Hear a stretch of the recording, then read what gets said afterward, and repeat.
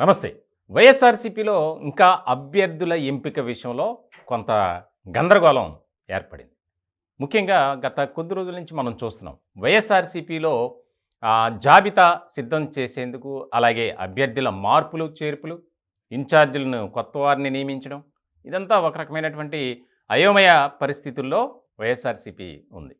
ఇలాంటి తరుణంలో ఇప్పటివరకు రిలీజ్ చేసినటువంటి జాబితాలు గనుక మనం చూస్తే మొత్తం 64 అసెంబ్లీ నియోజకవర్గాలకు సంబంధించి అభ్యర్థులను ఖరారు చేసినట్లే. అలాగే 17 ఎంపీ స్థానాలకు సంబంధించి కూడా ఒక క్లారిటీ వచ్చింది.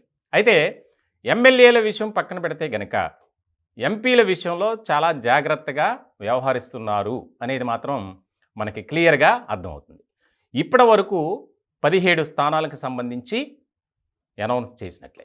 ఇంకా మిగిలిన 8 స్థానాలకు సంబంధించి ఒక రకమైనటువంటి కసరత్తు జరుగుతుంది. ఇప్పటికే అసంతృప్తి నేతలు, అలాగే ఎవరైతే ఆశావాహులుగా ఉన్నారో వారంతా నిరసన గళం వినిపిస్తున్నారు.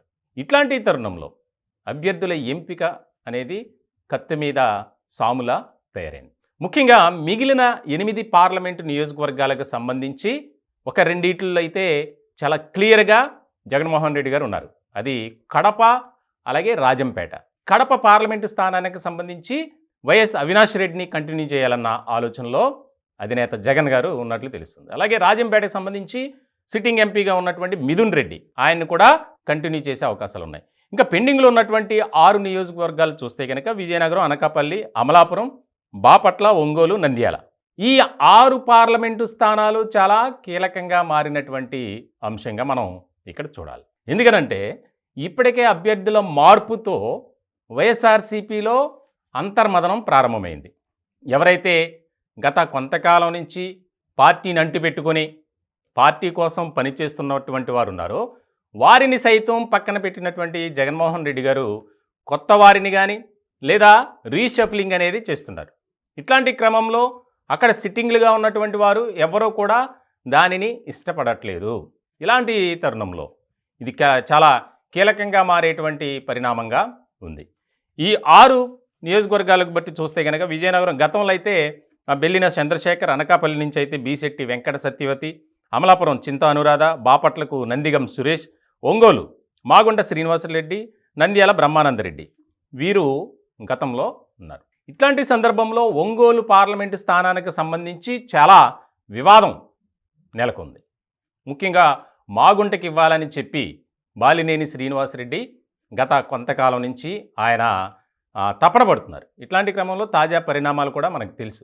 సరే, మీకు ఇష్టమైన వారికి ఇవ్వండి, నేను పార్టీలోనూ ఉంటానని బాలినేని లాస్ట్కి చాలా సంప్రదింపులు జరిపిన తర్వాత సుదీర్ఘ చర్చల అనంతరం ఒక రకంగా మెత్తబడ్డారని చెప్పాలి. ఒంగోలు పార్లమెంటు స్థానానికి సంబంధించి 2 పేర్లు తెర మీదకి వచ్చాయి. అటు రోజా కానీ లేదా చెవిరెడ్డి భాస్కర్ రెడ్డి ఇలా వినిపించాయి. అయితే ఒంగోలుకి సంబంధించి చెవిరెడ్డి భాస్కర్ రెడ్డికే దాదాపు ఖరారు అయినట్లు. మిగిలిన ఈ మొత్తానికి ఇది చాలా కీలకమైనటువంటి పరిణామంగా మారింది. 8 పార్లమెంటు స్థానాలకు సంబంధించి ఏదైతే కడప, రాజంపేట 2 కూడా మార్చాలి అనే డిమాండ్ కూడా పార్టీలో ఎక్కువైంది. అంటే ఒక రకమైనటువంటి వ్యత్యాసం చూపిస్తున్నారు.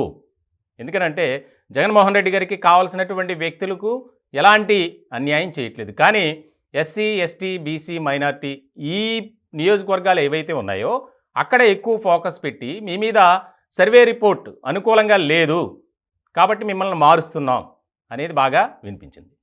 ఇట్లాంటి తరుణంలో అధినేత జగన్మోహన్ రెడ్డి గారికి చాలా తలనొప్పిగా మారినటువంటి అంశం ఇది.